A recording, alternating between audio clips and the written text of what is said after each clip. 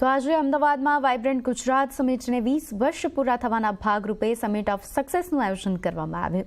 Vibrant Gujarat એક નાનું બીજ 2003માં તાત્કાલિક મુખ્યમંત્રી નરેન્દ્ર મોદીએ વાવ્યું હતું અને આજે વડાપ્રધાન નરેન્દ્ર મોદીએ તેમના સંબોધનમાં એ વાઇબ્રન્ટની શરૂઆત અને તકલીફોથી ગુજરાતને બહાર લાવવાની વાત બધાની સમક્ષ રાખી. તેમણે ગુજરાત ઉપર અનેક પ્રકારની તકલીફોની વાત કરી અને જેમાં ખાસ કરીને કચ્છનો ભૂકંપ, ગોધરાકાંડ અને ત્યારબાદ કોઓપરેટિવ બેંકના સંકટથી ગુજરાતને બહાર લાવવાની વાત કરી. તેમણે કહ્યું કે વાઇબ્રન્ટ ગુજરાત દુનિયા માટે બ્રાન્ડ હોઈ શકે, પરંતુ તેમના માટે આ સફળ બોન્ડિંગ છે. તેમણે એમ પણ કહ્યું કે આ સમય હવે અટકી જવાનો નથી અને આગામી 20 વર્ષ વધુ મહત્વપૂર્ણ છે. આ સાથે તેમણે કહ્યું કે ગુજરાત ભારતનું ગ્રોથ એન્જિન હતું પહેલા, પરંતુ હવે ભારતને દુનિયાનું ગ્રોથ એન્જિન બનવાનું છે.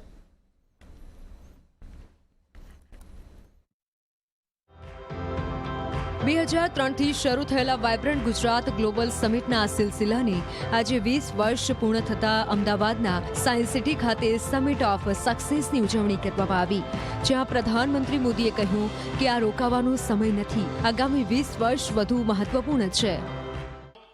वाइब्रेंट गुजरात की सफलता की चर्चा के बीच मैं ये भी कहूंगा कि रुकने का समय नहीं है. पिछले 20 वर्षों से अगले 20 वर्ष ज्यादा महत्वपूर्ण है. આ ખાસ પ્રસંગે વાઇબ્રન્ટ ગુજરાતની 20 વર્ષની સફરની ડોક્યુમેન્ટરી પ્રસ્તુત કરવામાં આવી, જેમાં 2003થી અત્યાર સુધીની ગાથા રજૂ કરાઈ. તો અત્યાધુનિક રોબોટ્સ વિશે પણ માહિતી આપવામાં આવી, જ્યાં પ્રધાનમંત્રી મોદીએ અત્યાધુનિક રોબોટ્સ વિશે પણ માહિતી મેળવી. તો સાથે ખેતીકામમાં વપરાતા ડ્રોન, ઓટોમોબાઈલ સેક્ટરમાં વપરાતા યંત્રોને નિહાળ્યા અને સાયન્સ સિટીના ટેકનિશિયન સાથે વાત કરી યંત્રોની ખાસિયતો જાણી, જેના પરથી ટેકનોલોજી ક્ષેત્રમાં પીએમ મોદીની ઉત્સુકતા જોઈ શકાય છે. આજે દેશ વિદેશના લોકો ગુજરાતમાં રોકાણ કરવા તત્પર છે અને ગુજરાત દેશની અર્થવ્યવસ્થામાં મોટો ભાગ ભજવી રહ્યો છે. તેને લઈને પ્રધાનમંત્રી મોદીએ અમદાવાદની ભૂમિ પરથી કહ્યું, આગામી થોડાક વર્ષોમાં ભારત દુનિયાની 3જા નંબરની અર્થવ્યવસ્થા બનશે. कुछ ही वर्षों में भारत दुनिया की टॉप 3 इकोनॉमी में होगा. આમ પ્રધાનમંત્રીની આજની આ મુલાકાત તમામ ઉદ્યોગ સાહસિકોથી લઈ વિદ્યાર્થીઓ કે જે આગામી ભવિષ્યમાં ગુજરાતની અર્થવ્યવસ્થામાં યોગદાન આપવાના છે, તે તમામ માટે ખૂબ જ પ્રેરણાદાયી સાબિત થઈ. તો આ સાથે જ વડાપ્રધાન નરેન્દ્ર મોદીએ વાઇબ્રન્ટ સમિટ ગુજરાતના ગ્રોથની સાથે સાથે તેમના જૂના દિવસોને પણ યાદ કર્યા. मुझे याद है वर्षों पहले मैंने एक बार कहा था, वाइब्रेंट गुजरात ये सिर्फ ब्रांडिंग का आयोजन भर नहीं है, बल्कि इससे बढ़कर बॉन्डिंग का आयोजन है. दुनिया के लिए ये सफल समिट एक ब्रांड हो सकती है, लेकिन मेरे लिए ये एक मजबूत बॉन्ड का प्रतीक है. ये वो बॉन्ड है जो मेरे और गुजरात के 7 करोड़ नागरिकों से उनके सामर्थ्य से जुड़ा हुआ है. जब हम यहां काम कर रहे थे तब हमारी कल्पना थी, हमारी सोच थी कि गुजरात देश का ग्रोथ इंजन बने. चलिए, थोड़े लोगों को समझ आया. देश ने इस परिकल्पना को हकीकत बनते देखा है.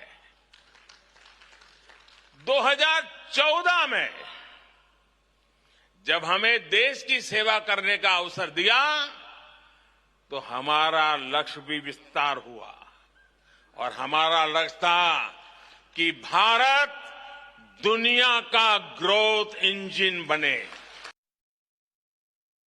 लेकिन मेरे लिए खुशी की बात है कि आज जब आपने मुझे बुलाया तो मैं भी 20 साल छोटा हो गया और पुरानी उस यादों में खो गया. उस भयंकर दिवसों से गुजरात को कैसे निकाला है और आज कहां पहुंचा है।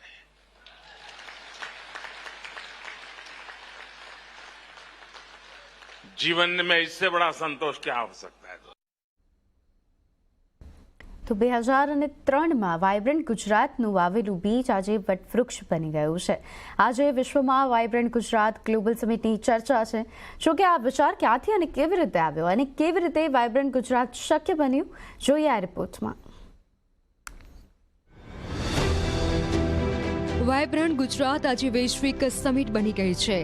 ક્યાંથી આ સમિટનો વિચાર આવ્યો અને કેવી રીતે તેના પર અમલ થયો તે અંગેની કહાની પણ આજના યુવાનોને પ્રેરણા આપે તેવી છે। સાથે જ આ કહાની એ પણ દર્શાવે છે કે પ્રધાનમંત્રી નરેન્દ્ર મોદી કેટલા દૂરંદેશી નેતા છે। 2001ના ભૂકંપ બાદ ગુજરાતની આર્થિક વ્યવસ્થાને જાણે કે ગ્રહણ લાગ્યું, જેના બાદ તત્કાલીન મુખ્યમંત્રી અને હાલના પ્રધાનમંત્રી નરેન્દ્ર મોદીને 2003માં અર્થવ્યવસ્થાને ઉપર લાવવા વાઇબ્રન્ટ ગુજરાતનો વિચાર આવ્યો। એક સમય કંઈ પણ શરૂઆત કરવાની વાત આવે ત્યારે લોકો કહેતા હતા ગુજરાત જ કેમ, પરંતુ તત્કાલીન મુખ્યમંત્રી નરેન્દ્ર મોદીએ કહ્યું કે ગુજરાતમાં કેમ નહીં। આપણો નવો મંત્ર છે ગુજરાત કેન અને Gujaratis will. Gujarat can, Gujaratis will. અને શરૂઆત થઈ ઇતિહાસના સર્જનની। 2003માં શરૂઆત નાની થઈ, પણ 36 સ્ટોલથી શરૂ થયેલી આ સમિટમાં સમય સાથે અનેક દેશના પ્રતિનિધિઓએ ભાગ લેવાનું તથા ગુજરાતમાં રોકાણ કરવાનું શરૂ કર્યું। સમયની સાથે વાઇબ્રન્ટ સમિટમાં હવે દુનિયાના 135થી વધુ દેશો ભાગ લઈ રહ્યા છે અને ગુજરાત ગ્લોબલ વાઇબ્રન્ટ સમિટ દેશ વિદેશમાં નામના મેળવી ચૂક્યું છે। ગુજરાતનું ગ્રોથ એન્જિન બનાવી દીધું છે, જેનો શ્રેય તત્કાલીન મુખ્યમંત્રી નરેન્દ્ર મોદીને જાય છે। 2003થી શરૂ થયેલી સમિટનો વ્યાપ આજે ઉડી અને આંખે વળગે તેવો છે।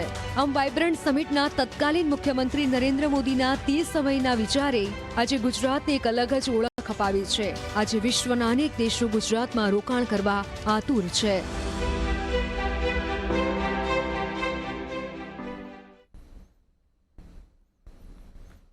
તો ત્યારે જ વાઇબ્રન્ટ ગુજરાત ગ્લોબલ સમિટના 20 વર્ષ પૂરા થવા ઉપર પૂર્વ નાણાં સચિવ હસમુખ અઢિયાએ કહ્યું કે શરૂઆતથી જ મોદીજીનું વિઝન સ્પષ્ટ હતું અને ત્યારે આ ઇવેન્ટ દેશ જ નહીં દુનિયા માટે પણ ખાસ છે। Done in a small scale in Tagore Hall, and a couple of union ministers were called and some businessmen were called, but it was just a small event. One small exhibition in Tagore Hall only was there. Some B2B meetings were organized. So he came there for the event. I escorted him all throughout. He looked at the whole event and didn't comment about it, anything. But then subsequently he told us that this is not the way to do. We should do it on a grand scale. This is not befitting Gujarat, research in Gujarat. Then by guiding us through his vision of how to make it big, he came to the idea of Vibrant Gujarat. He named it as Vibrant Gujarat. And Vibrant Gujarat, the first event, was at least 20 times bigger than Research in Gujarat. But that was only the first event. After that, it went on increasing.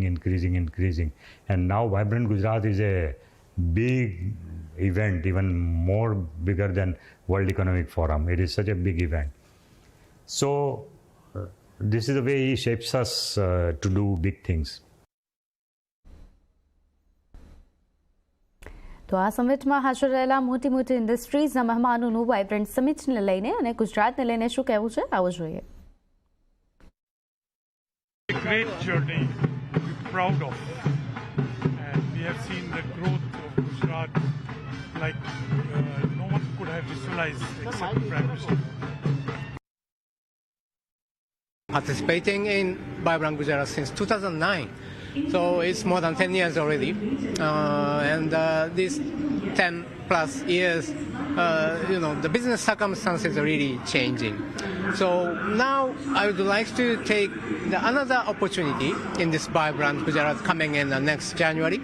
We are going to invite a bigger Japanese business delegation to Vibrant Gujarat again and try to explore the new business opportunity for them. to make in India or do something business in India. This is our plan. Now we have almost 360 Japanese companies, offices and factories in Gujarat. So it's one of the biggest, concentration of Japanese business in India.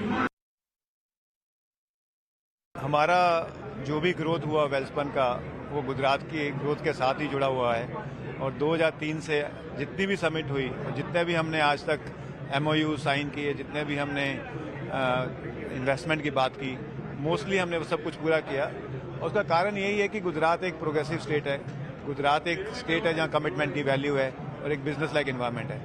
नहीं, हमारे बड़े plans हैं आगे। अभी जो syntax acquire करने के बाद पूरा प्लास्टिक में और वाटर टैंक्स में एक बड़ा निवेश करने जा रहे हैं। उसके अलावा न्यू एनर्जी को हम देख रहे हैं और कई चीज़ें और भी हम कर रहे हैं टेक्सटाइल में, जो आगे हम अभी शॉर्टली अनाउंस करेंगे।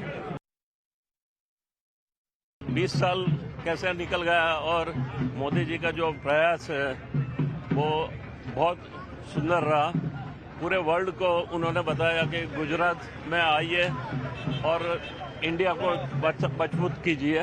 तो आज उन्होंने फिर बोला है कि 20 साल के बाद 40 साल तक ये जर्नी चालू रहेगी और इनका जो स्पिरिट है वो पहले से ही है और अलग अलग डिफरेंस पे नया नया इंडस्ट्री लाने के लिए उनका जो प्रतिबद्ध है वो मुझे लगता है कि ये आप आगे ले जाएंगे। हम सब इधर एकत्रित होके वाइब्रेंट के 20 साल याद कर रहे थे और ये 20 साल में गुजरात इंडिया का ग्रोथ ड्राइवर बन चुका है और इसमें वाइब्रेंट का बहुत ही सपोर्ट रहा है। It has been central to the journey of Gujarat.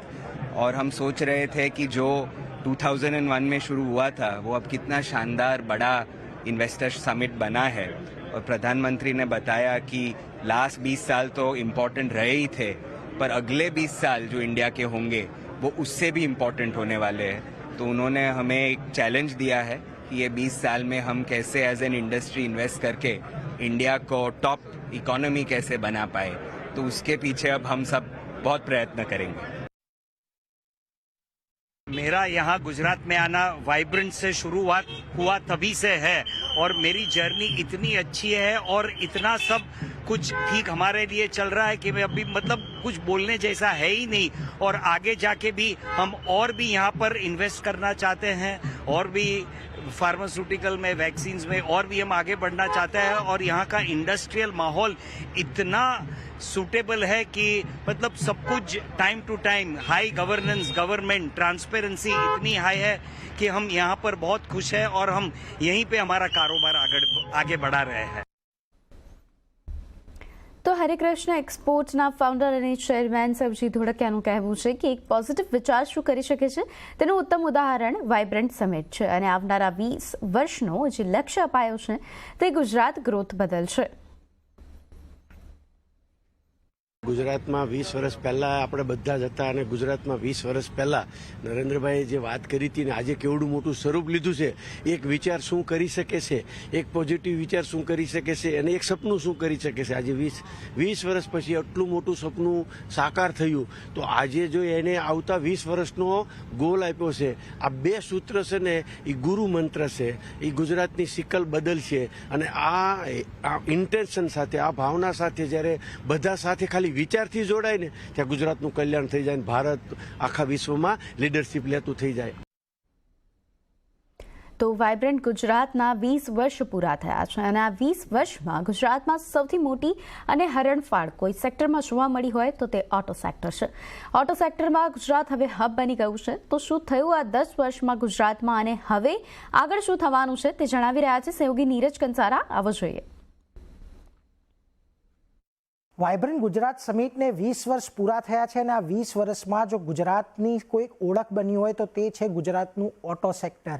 કારણ કે 2010 પહેલાં ઓટો સેક્ટરમાં આપણને કોઈપણ પ્રકારનું રોકાણ જોવા નહોતું મળતું, પરંતુ 2010થી તમે અત્યાર સુધીની વાત કરશો તો આ લગભગ 10 કે 13 વર્ષની અંદર આપણા સેક્ટરની અંદર ગુજરાતની એક હરણફાળ જોવા મળી છે। અને 10 વર્ષમાં જે ઓટો સેક્ટર છે એનું જે વેલ્યુએશન છે એ લગભગ $3 બિલિયન જેટલું પહોંચ્યું છે। અને ખાલી એક આંકડો લઈએ તો 2021-22માં જેટલા વાહનોની નિકાસ થઈ હતી ભારતમાંથી, એમાંથી 8 લાખ જેટલા વાહનો ગુજરાતમાં બન્યા હતા. અને ખાસ કરીને ભારતનો જે ટ્રાન્સપોર્ટ ઇક્વિપમેન્ટની અંદર 9%નો ફાળો છે અને આ 9%ના ફાળામાં ગુજરાત પણ એક મોટો હિસ્સો ધરાવે છે. તો ગુજરાતમાં જે ઓટો સેક્ટરની જર્ની શરૂ થઈ ત્યારથી એક વખત નજર કરીએ તો સૌથી પહેલાં 2010માં ટાટા મોટર્સે સાણંદની અંદર પોતાનો પ્લાન્ટ સ્થાપ્યો. ત્યારબાદ 2010માં સીએટ ટાયર્સ આવ્યું, એમણે હાલોલની અંદર પ્લાન્ટ શરૂ કર્યો. 2011માં ફોર્ડ મોટર્સ આવી અને એમણે સાણંદની અંદર પ્લાન્ટ સ્થાપ્યો અને આ પ્લાન્ટ અત્યારે ટાટા મોટર્સના અંદર આવી ગયો છે. 2014ની અંદર મારુતિ સુઝુકી હાંસલપુરમાં આવી, ત્યારબાદ 2016માં હોન્ડા મોટરસાયકલ એન્ડ સ્કૂટર્સ માંડલમાં, 2017માં એમજી મોટર્સ હાલોલમાં, 2018માં મેક્સિસ ટાયર્સે સાણંદ, 2020માં એમઆરએફ ટાયર્સે દહેજ અને 2022માં જેસીબીએ હાલોલમાં પોતાના પ્લાન્ટની શરૂઆત કરી. અને આ જે શરૂઆત થઈ પ્લાન્ટો સ્થાપવાની, તેને કારણે આપણે ગુજરાતની અંદર એક મોટું પરિવર્તન આવતું દેખાયું. ખાસ કરીને આ તો વાત થઈ આપણે જે પ્લાન્ટ સ્થપાઈ ગયા છે એની, પરંતુ હવે ગુજરાતની અંદર ઈવીનું પણ એક હબ બનવા જઈ રહ્યું છે, કારણ કે ઇલેક્ટ્રિક વ્હીકલના હબ તરીકે ગુજરાત અહીંયાથી આપણને ઉભરતું દેખાઈ રહ્યું છે. અને ગુજરાતમાં ભારતની પહેલી લિથિયમ આયન બેટરીનો મેન્યુફેક્ચરિંગ પ્લાન્ટ પણ સ્થપાવવા જઈ રહ્યો છે.